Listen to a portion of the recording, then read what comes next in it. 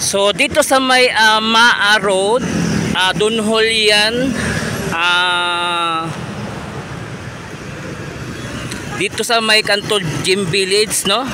Ito yung papasok sa kanto Gym Village. So yung traffic light nag-umpisa na sa operation nung Lunes lang.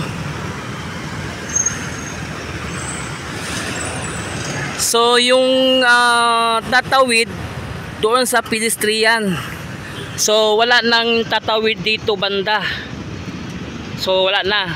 Kung magpipick up ng pasahero doon banda sa unahan. So wala na magpipick up dito na pasahero. So magtatawid doon. Kasi nandoon yun ang pedestrian.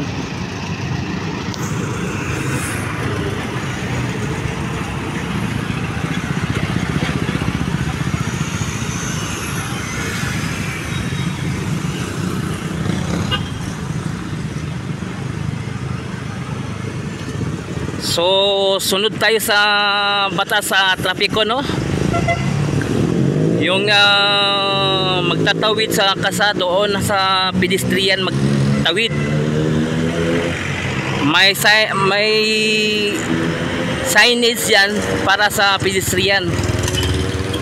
Doon banda sa may Caltex ang tawiran. Dito lang, no, sa may Maa kanto doon, Gym Village Road kanto, pagitan ng Caltex at ng convenience, no?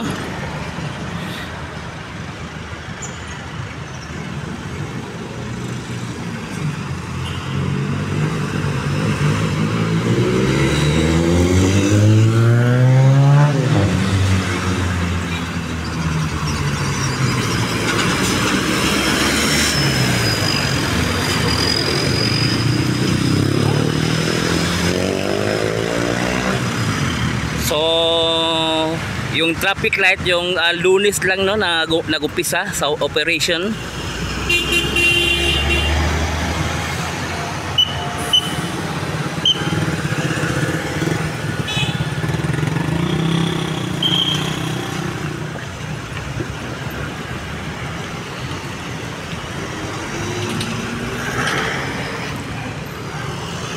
So yun, hanggang dito lang yung update natin, no, dito sa may Maa kanto Gym Village. Itong traffic light at traffic pedestrian